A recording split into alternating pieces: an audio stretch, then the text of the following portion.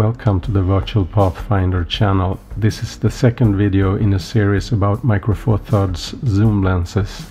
I will test the Panasonic Lumix Vario 45 to 150 mm f4 to f5.6. As mentioned in my previous video, zoom lenses are practical since they act like several prime lenses in one single lens. That means it's not necessary to change lens to change focal length. The camera bag gets lighter and smaller with fewer lenses.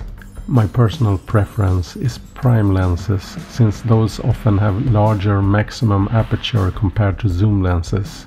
A small focal ratio means larger aperture in relation to focal length, which is useful for low light photography and for shooting images with shallow depth of field. Still, there are situations I find zoom lenses to be useful. For instance, if I go hiking in the mountains and I want the photography equipment to be light and small. Instead of bringing 6 prime lenses, I can bring just 2 zoom lenses. This is a review of the Panasonic Lumix Vario 45 to 150 mm f4 to 5.6 aspheric mega OIS zoom for Micro Four Thirds cameras. We will take a closer look at all important aspects of this lens. If you're interested in photography, lenses and camera equipment, don't forget to subscribe to this channel. I'm interested to hear your opinion about this lens. Please write what you think about it in the comment section below. The lens in this review has a focal length of 45 to 150 mm, which is a useful range. It can be used for portraits as well as photography from a distance. It corresponds to 90 to 300 mm focal length for a full-frame camera. This lens is a very compact and lightweight lens. It was released several years ago and it can be bought at a very affordable price or very cheap second-hand. This lens, in combination with the zoom lens in the previous video, the Panasonic Lumix Vario 14 to 42 mm, covers the most useful focal lengths from wide angle to telephoto. These 2 zoom lenses are very affordable and can be purchased at a total price which is the same as one single prime lens. As always with zoom lenses, there is a trade-off between convenience and performance. First I will look at the physical aspects of the lens, then the specified optics and functionality, before moving on to various aspects of image quality.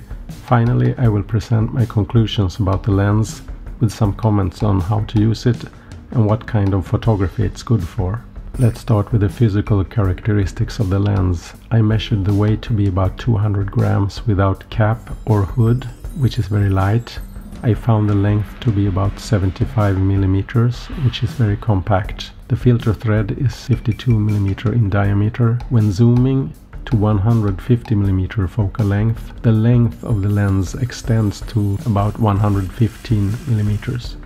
The lens has many plastic parts, which makes it really light, but it also makes it feel less of a high-end lens. There is a plastic focusing ring without any scale. It has no stops, just direction, so it's not possible to find the near focus or infinity by looking at the focus ring. Most people will probably use the autofocus most of the time, then this is not an issue. There is also a plastic zoom ring, which has a scale indicating the focal length. There is no aperture ring, which I think is okay. If the aperture is set manually, it's better to do it from the camera body instead of using an aperture ring. The advantage being that it's easier to see the aperture setting in the finder, especially in darkness, and it's also good to be able to do it while aiming the camera. The lens is not weather sealed. If you want to use it outdoors in bad weather, then that needs to be considered. The focal length is 45 to 150 mm. As previously mentioned, that corresponds to a lens which is 90 to 300 mm for a full-frame camera. It has aperture settings between f4 and f22 for 45 mm focal length, and between f5.6 and f22 for 150 mm focal length. The aperture has 7 circular diaphragm blades. The closest focus is 0.9 meters, which actually allows a bit of macro photography due to long focal length. The lens has support for autofocus and aperture control from the camera, which makes it easy to take quick shots. There is also image stabilization in the lens. I use Olympus cameras, which has image stabilization in the camera body. For that reason, this is not an issue to consider in my case, but if you use a Panasonic camera, that is good to know. Since this is a native Micro Four Thirds lens, it communicates EXIF data to the camera. In other words, the focal length aperture settings for each shot is stored in the image files. I have shot photos of a test pattern using various apertures to check if there is vignetting or distortion in the images. The resulting images show no visible distortion, but a certain amount of vignetting for the largest aperture settings at both ends of the focal length range. When looking at the center and edges of the test images, it's possible to see the sharpness for the different aperture settings. The conclusion is that this lens seems sharp at both ends of the focal length range for the largest apertures as well as the smaller apertures. There is a tiny amount of chromatic aberration in the test images, but hardly visible. My impression of the color rendering is that it's quite neutral. In daylight there is hardly any flare visible. I would say it's well controlled.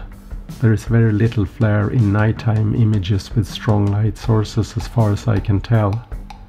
Another effect of the small maximum aperture is that it's hard to blur out backgrounds, unless those are very far behind the foreground. In those cases the bokeh looks good, although it's often not possible to blur it out completely. It is possible to make shots with blurred out background if the object is close to the camera while the background is far away. Typical use for this kind of lens. Portraits can be shot at the shorter end of the focal length range, but without shallow depth of field. The longer focal length range is useful for nature photography, for instance animals far away. It is actually possible to use it for macro photography as well. It's worth mentioning that this lens is most useful daytime because of the small maximum aperture. Due to the long focal length, it may be necessary to use fast shutter speed to avoid blur due to shaking. At the same time, the aperture lets in relatively little light, which can be a problem if it's not daylight. For that reason, it's necessary to use high ISO settings in many situations, which not necessarily is a problem. If indoor use or low light is important, then this may not be the right lens. I summarize the negative and the positive about this lens. First, the negative. It has a plastic feel with a simple focus ring, it's not weather sealed, and it's not good for low light or shallow depth of field. The positive. It's a useful zoom range. Very little distortion, good sharpness. It has autofocus and image stabilization. It is very compact and lightweight. This is a good lens for nature photography. It can also be used for portraits, not with shallow depth of field. At the longest focal length it's possible to do some macro photography. The lens is sharp and very nice to use as long as there's sufficient light. My advice is to use high ISO setting most of the time, for instance 1600, and change to lower ISO settings when the situation allows it. For ISO 1600 there is just a little bit of grain in the images, hardly visible and possible to reduce in post-processing.